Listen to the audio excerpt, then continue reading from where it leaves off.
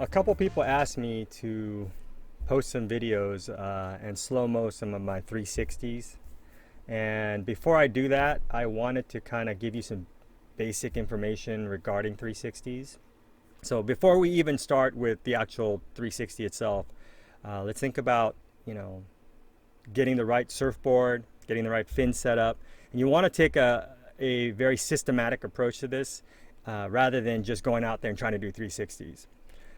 First, you want a shorter board, okay? And you want something a little bit maybe flatter, something that is going to get you through the flatter sections. So what I liked doing 360s on was my old baked potato. It was a 5.1. I noticed that a lot of people don't, surf really small boards, but whatever your smallest board is probably where you want to start. Number two, fin setup. For the sake of learning, you will basically want your smallest set of fins. And in fact, I would recommend taking out the back fin if you're running a thruster or quad. Take those out. And if you have a little nub or a stabilizer, put that in, okay? The purpose isn't going to be to surf anyways. It's going to be to learn 360s. And you want to make it as easy as possible. And once you get the muscle memory, then you can do it with other boards. But the more surface area your fins have, much harder it is. To give you an idea, on my Go Fish, it's a 5.3, but I'm running the twin keels, which are like super big and super wide. I cannot do a 360 for the life of me. If a little bit of the fin catches or is still in the water, it doesn't work. All right, so small board, right fin setup. Now talking about kind of the general rules. You want as little speed as possible when you do a 360. The reason why is because the faster you go, the bigger your fins are, if that makes any sense. So imagine your surfboard sitting flat in the water in a pool. You can move it sideways. You can move it forward and backwards, sideways. The drag and resistance of your fins, even though it's pushing like this, because you have no speed, it's easy to move. The minute you start moving, it builds friction on those fins, and now pushing it sideways is going to be much harder. This sounds a little counterintuitive, but the best place to do a 360 now, and this is the position of the wave, is the steepest part of the wave. Okay. Now, obviously, you don't want to go to a super hollow break and something dumpy shore break and try to do it in a steep section. That's not what I'm talking about. So if you go to some place like Sano or like Bolsa Chica, most of the time the waves never get past 45 degrees in most places, and then 60 degrees is about when it starts to curl. So that's probably where you want to do it, when the wave's about 60 degrees. Sometimes it'll be a little bit more vert, but at Bolsa it's vert up top, but it's still pretty slopey, and then so what ends up happening is the water breaks here. So that's okay, you can do it in that steep section. But the reason why is because once you turn it around, you want the wave to help you.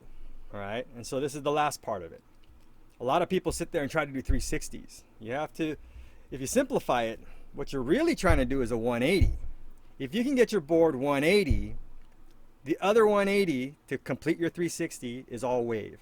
So once you complete your 180, and obviously 181 is probably where you want to get to, because that'll guarantee that you're going to finish off that 360. So as you come up and you pull your board 180 and your fins are now here, shore is that way. As you're kind of riding backwards, when your fins catch, it literally will do the rest of the work. So just focus on a 180, and don't worry about the 360 part. So now let's look at some waves together. This first one here, I'm showing this one because this is the mistake I always made when I was starting out. One, I would have too much speed, and two, I try to come off the bottom a little bit too much. So what ends up happening is you got too much weight on your tail. So what I try to do is, for me at least, the easiest part is, again, the steepest part. I try to rock and roll. So you'll see me here, as I approach the section, the steepest part, I see the lip line, and I wish I knew how to edit so I can kind of highlight that lip line. I try to lift the front of my nose onto the lip line, but as soon as my board is on that lip line, I put all my weight on that front leg. And the reason why is then it alleviates the pressure off the back leg, and it actually gets it out of the water. So you'll see it here. I'll lift it up, put it on the lip line, and now all my weight's there, and you'll see my board flatten out. And that's important because now your fins disengage and is able to spin and complete the 180. So I go up, weight on the front leg, tail comes out. You see, I mean, it came all the way out. All my fins came out. And as soon as I'm guaranteed the 180, the fins catch and it'll flip me around. I put it on that lip line. So this is one of the easier ways to do it, in my opinion. And this only works on a small wave that allows you. If it's got too much power, it's not going to work. Another important thing is don't go to the bottom of the wave. So like the first couple examples before this one, the waves were kind of small. So I was at the bottom of the wave. So this one was a little bit bigger. And for that reason, I stayed in the middle or the top half of the wave. So this is, again, it's a small wave. So it looks like I'm at the bottom. But if you notice, if you cut out any big wave I do a 360 on, it's pretty much that section of the wave. I'm never past my thighs. Okay, so you see my tail come out? It's because I got all my weight on my front foot.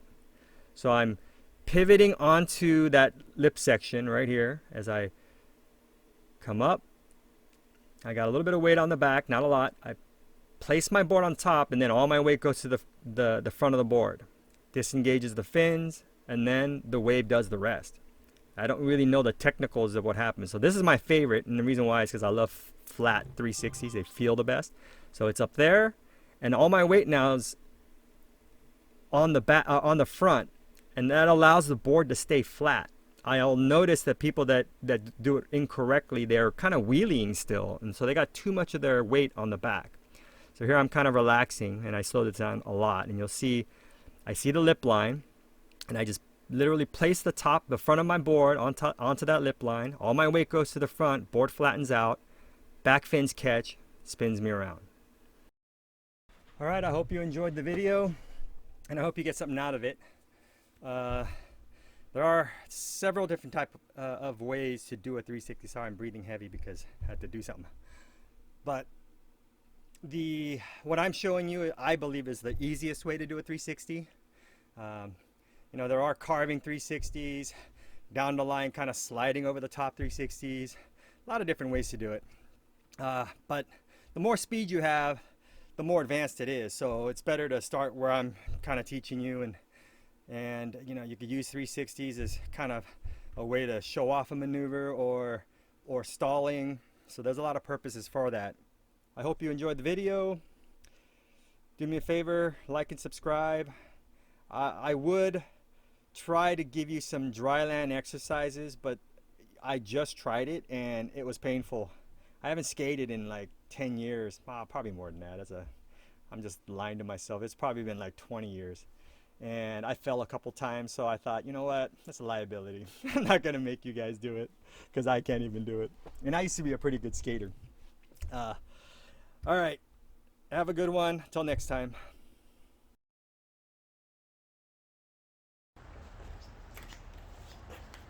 Okay, don't laugh at me. I haven't been on a skateboard in probably, I don't know, I want to say 10 years.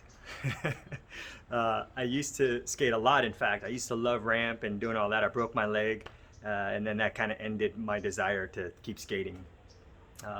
That's why I actually ended up surfing. I surfed because I thought it was less painful. Then I broke my leg twice surfing. But I love it so much, I keep going back. So anyways, I'm going to try to demonstrate the sliding 360. Might take me a couple tries because, like I said, it's been a while. I feel rickety and old. And if I fall, I'll probably break my hip.